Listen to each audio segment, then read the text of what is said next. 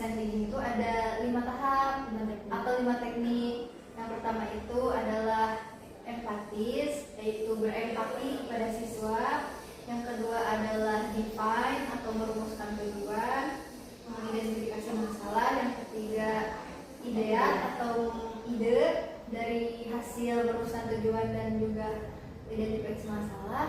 Yang keempat ada prototype atau menguji coba hasil dari ide, dan yang terakhir adalah pelaksanaan tes. Seperti itu. Kalau di sini Ibu bagaimana merumuskan tujuan dalam layanan BK-nya itu seperti apa? Mulai dari sebelum membuat program itu seperti apa terlebih dahulu sebelum merumuskan tujuan layanan dalam program.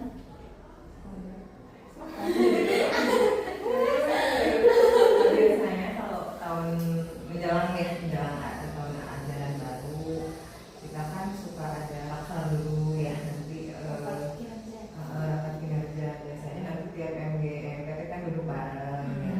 Nah, itulah termasuk kita juga MGBK biasanya duduk bareng, nanti kayak menentukan tahun ini ya mau ambil mau pegang kelas berapa kan dibagi-bagi seperti itu, jamnya berapa gitu berapa kelasnya. Itu baru biasanya biar kita misalnya sudah ditentukan, misalnya ibu di kelas 10 berarti nanti kayak mulai dari asesmen awal peserta didik, angket kebutuhan. Biasanya sih dari angket kebutuhan peserta didik, AKPD, kita luncurkan, baru nanti dibuat program. Ya gitu ya. Terus paling tambahannya sebelum kita membentuk program itu, pastinya kan kita dia asesmen awal, terus untuk merumuskan kebutuhan siswa ya. Ya biasanya itu tadi kan dari angket atau enggak ya dikombin sebenarnya dari ITP juga, terus dari observasi kita juga selama di kelas. Dan kebetulan kalau BK di sini itu kan ngikut ya dari kelas 10 ke kelas 11 ke kelas 12 itu biasanya BK-nya itu sama gitu. Jadi memang tujuannya itu biar tahu nih progres dan perkembangan anak dari kelas 10 itu seperti apa gitu. Jadi ketika misalnya anak membutuhkan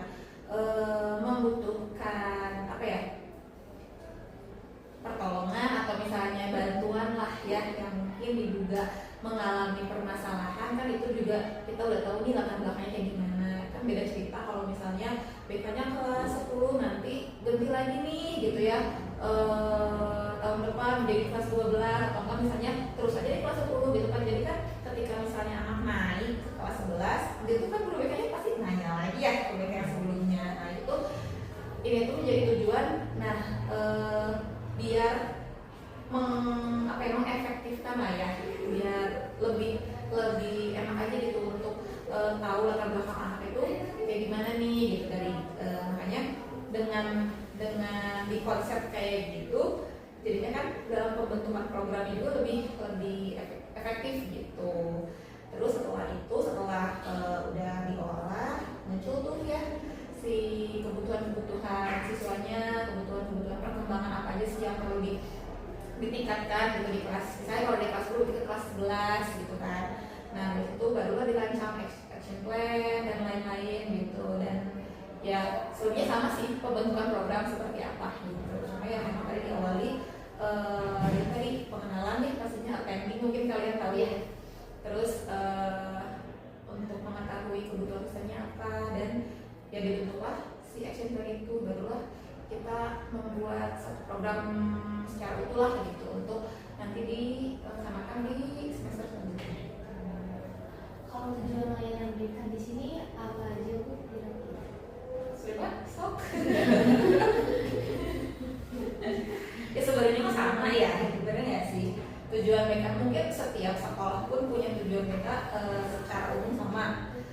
Pastinya membantu ya, kan kalau BK itu bukan mencarikan solusi atau memberikan solusi, tapi kan membantu siswa untuk gimana caranya dia menemukan solusi dalam permasalahan mereka gitu. Dan pastinya membantu siswa dalam mengembangkan potensinya gitu ya sih.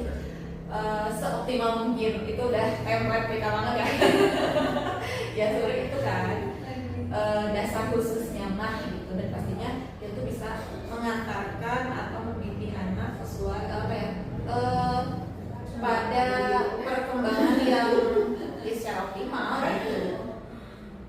Mungkin yang tentunya ditambahin mungkin terkadang kita juga diprogramkan disamakan dengan apa sih tujuan dari sekolah ini apa kan gitu, Ya, sesuaikan visi-misinya. apa misalkan menumbuhkan karakter ya berarti kita juga mengikuti di tujuan pembelajaran. Nah, seperti apa sih karakternya kalau dalam BK kan artinya kita juga sebagai guru BK kan harus memahami ya karakter dari anak-anak itu ya boleh apa ya kita seperti dengan angket dengan wawancara juga. Terus karena kita tuh kan punya visi sekolah itu apa ini itu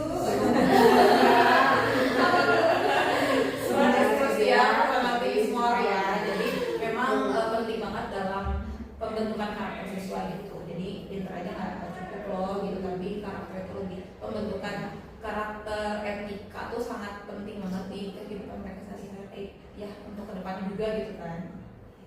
Berarti rumusan tujuan layanan dalam BK itu nanti di kelas 10, kelas 11 sama atau beda Bu? Tujuannya, Ya, tujuannya emang kan sebetulnya kurang lebih sama, cuma kan kalau untuk secara khususnya mah disesuaikan dengan kebutuhan mereka gitu. Karena kan kalau di angket kebutuhan peserta didik bisa beda-beda kan, angket kelas 10-nya, kelas 11 itu kan pertanyaannya beda-beda ya. Sesuai Jadi gitu, kebutuhan sesuai siswa. dengan angket aja di situ bisa kita lihat. Misalkan saya ini kelas 12, berarti memberikan anketnya kebutuhan peserta didik kelas 12 itu kan pasti beda.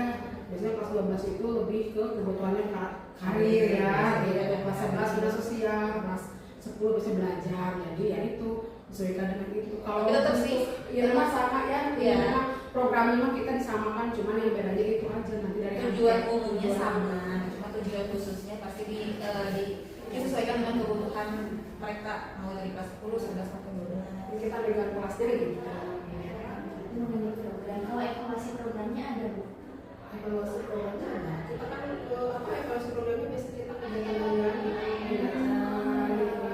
Terus kalau selesai konseling keluar di anak apa sih isi apa gimana refleksinya gitu gimana ya ini setelah konseling kedua gimana gitu perasaannya atau terus anak bilang pastikan kan biasanya kita ke anak suruh isi gitu ya tulis atau apa gimana gitu. Karena sih medianya ya sesuai metode penyampaian. Biasanya kalau secara umum kan kita kayak sekarang tadi ada rapat koordinasinya BK kan kita melaporkan perkembangan tiap kelas tiap bulan di kehadirannya dari kehadiran sakit izin apa ataupun telat Jadi itu tiap bulan ya? Tiap bulan. karakter juga sih di evaluasi oleh Jadi intinya mah bentuk satu evaluasi yang rutinnya itu ada rapat per bulan itu rapat evaluasi dari kualitas dari BK. Nah biasanya yang dibahas itu yang pertama kehadiran, pembelajaran mereka kayak gimana, terus sikap mereka seperti apa. Jadi memang biar apa yang mempermudah kita dalam penanganannya gitu. nggak pas di ujung itu Iya. bulat semua gitu ya. Jadi memang Nggak bisa ya kejar tayang ya kalau gitu. evaluasi kan kita juga sama-sama punya ya catatan namanya evaluasi kegiatan kita kegiatan kita lain aja. Ibu Tia ada tambahan apa mungkin? Ibu mau diskusi juga. Kan kalau misalkan dalam desain tinggi itu kan ada, terutama kalau kita kan fase depan yang merumuskan tujuan. Kalau di BK berarti tujuan layanan BK ya, mungkin seperti itu. Nah kalau dalam perumusan tujuan layanan BK itu kalau di sini dari hasil asesmen kebutuhan Betul. disesuaikan dengan kebutuhan peserta didik. Iya. Dari hasil asesmen awal ya. Dan wajar juga. Berarti ini tujuan khususnya ya, ya kan? Kalau tujuan umumnya benar disiapkan dengan tujuan BK sih. Iya betul. Pasti kan, ya intinya kan BK tujuannya untuk membantu siswa dalam menemukan bakat apa ya perkembangan mereka secara optimal ya. Mengembangkan bakatnya ya dan ikan mereka dalam Jadi mungkin kalau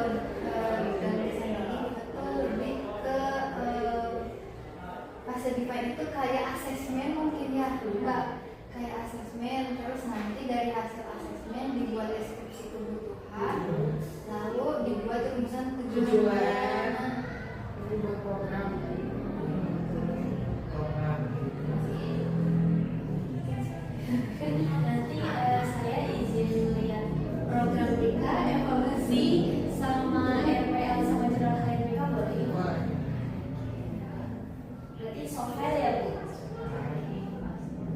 Satu lagi mungkin kalau misalkan bagaimana tips dari ibu-ibu atau cara ibu-ibu untuk merumuskan tujuan layanan yang sesuai dengan kebutuhan peserta didik berdasarkan hasil dari asesmen itu. Soalnya baru terakhir Bu. Itu yang paling besar dari paket kebutuhan itu ya presentasi mereka. Di bimbingan apa tuh anak paling besarnya misalkan bimbingan belajar, karir, sosial atau misalkan apa pribadi gitu. Jadi dari paket itu dia paling besar di bagian yang mana presentasinya kan gitu ya. Paling besar kebutuhannya itu yang utama. Untuk apa? Untuk pembuatan PR, untuk kita melaksanakan dengan individual ataupun melaksanakan dengan fasilitas. Mungkin tambahan juga ya, memang itu betul banget gitu kan. Cuma tambahan kalau dari saya penting banget loh untuk kita tuh pendekatan sesuainya, karena kan namanya angket dan sebagainya bisa ya nggak real ya nggak sih. Nah, tapi kalau misalnya kita punya pendekatan yang baik gitu ya sama siswanya, kita bisa menunjukkan rasa trust lah, sampai merasa mereka tuh trust sama kita gitu kan. Pasti mereka tuh mau terbuka juga gitu, apapun itu, mau misalnya dalam bentuk wawancara atau misalnya berbentuk angket. Jadi memang perlu banget adanya apa ya, pendekatan yang baik lah gitu, yang bagus itu sama anak-anak. Apalagi kan kalau misalnya anak SMA mah nggak terlalu jauh ya, maksudnya nggak kayak misalnya anak TK, SD, SMP. Jadi ya asal kita bisa masuk ke dunia mereka, tapi kita juga tetap harus bisa memposisikan sebagai guru lah ya, dan mereka bisa merasa percaya sama kita, ya insya Allah gitu, mau dalam bentuk apapun kita melakukan asesmen, mereka akan terbuka. memang yang paling penting sih asesmen itu ketika kelas 10 sih ya, kelas 10 asesmen. Tapi kalau sudah kan udah tadi kata Bu Nisa, kalau di sini kan kita ngikutin anak. Jadi kalau udah kelas 10 kan asesmen itu karena kita awalnya belum kenal kan. Kalau udah kenal kalau udah kita udah kenal sih ya, dari ke interaksi kita sehari-hari, nah itu jadi modal gitu ya untuk menentukan tujuan ke dia itu bagusnya apa layanan yang bagus untuk individu ini apa, atau untuk kelas ini apa, atau masukannya gitu. Kan kita ini bisa, kalau misalnya dengan kayak gitu kita bisa mengamati juga ya, karena kita sering berinteraksi, sering mengamati gitu. Oh iya, anak tuh ini cocoknya kesini loh. Jadi bisa ketika anak mungkin masih merasa bingung, kita membantu lah, mengarahkan. Oh iya, kamu kan sukanya begini ya, gimana kalau ini coba minat enggak gitu kan. Lebih enak sih. Ya kalau udah terlewati ya 1 tahun udah kesana udah lebih enak gitu. ya kita kan feeling ya gimana ya udah Bukan senanya, bukan senanya itu ya udah kebayang loh gini karena terbiasa. karena terbiasa dan berinteraksi intens, jadi modal lah buat kita. Terus kan kelas 10 juga nih PR banget, karena nggak sedikit siswa yang masih punya pemikiran, ih ngapain ke BK, kamu ada masalah nggak sebagainya. Nah, itu kan PR banget buat kita untuk meluruskan atau enggak mengganti pola pikir mereka ya terkait BK itu seperti apa sih yang sebenarnya gitu. Nah, tapi setelah dari situ malah oh iya ternyata BK itu nggak seperti apa yang mereka pikirin sebelumnya gitu loh. Oh BK itu begini. Bahkan mereka lah yang selalu datang duluan ke BK ya, dan nggak ada rasa mungkin kerasa juga ya buat semua, sangat terbuka banget buat siapapun BK itu. Bahkan dari siswa, guru pun merasa nyaman ya di sini